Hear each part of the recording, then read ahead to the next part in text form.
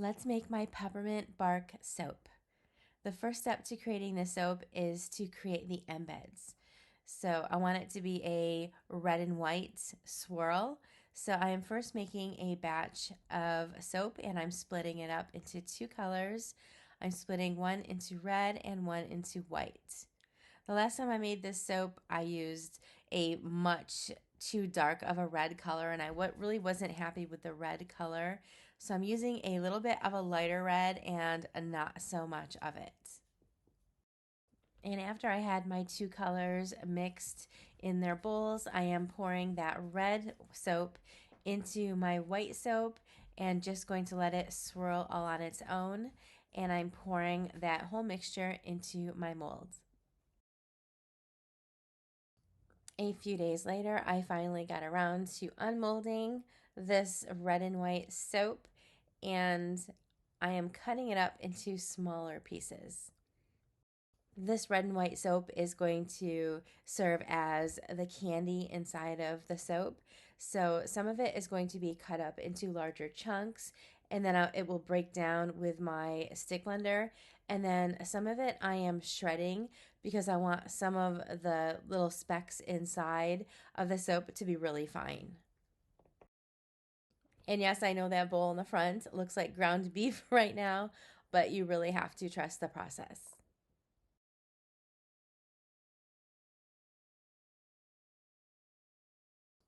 After all of my red and white embeds had been chopped and grated, it is time to start making the actual soap. The first batch I'm making is going to be a dark brown for the chocolate part of the soap. This part is the part that is scented in a chocolate peppermint bark fragrance. The top part of the soap will not be scented because this fragrance will turn my soap dark brown. So since I'm already using a brown soap, I'm adding the fragrance to just this portion of the soap. And then I am pouring this into my molds.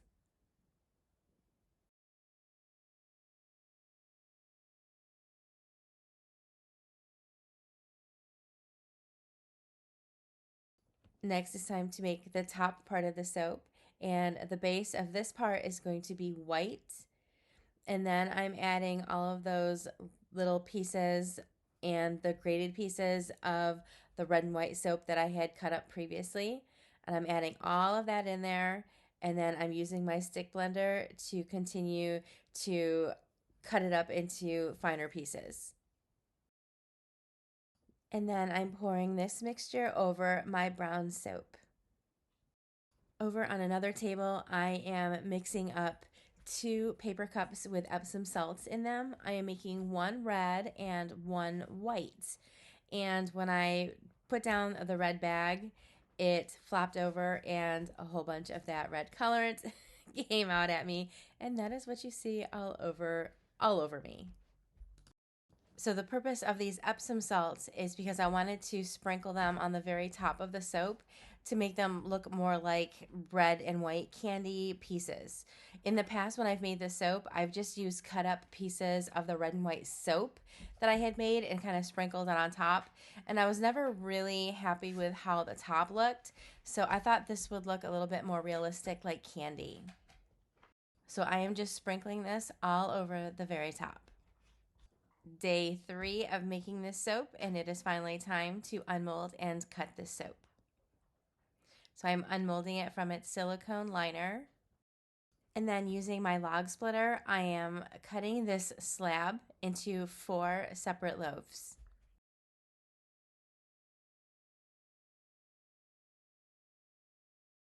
And then I'm grabbing my multi-bar cutter because I'm going to cut these loaves into individual bars. And this is what the bars look like. And I am so pleased with how these turned out. They were exactly as I wanted. That color I used is more of a pinkish instead of a deep, deep red. And I think this color just went so well with it. And I love the Epsom salts on top that look like candy pieces.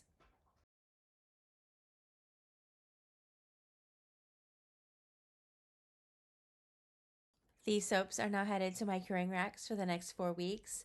They are available for pre-order on my website at earthrella.com right now. But if you do pre-order them, please note that they will not begin shipping until the week of November 10th.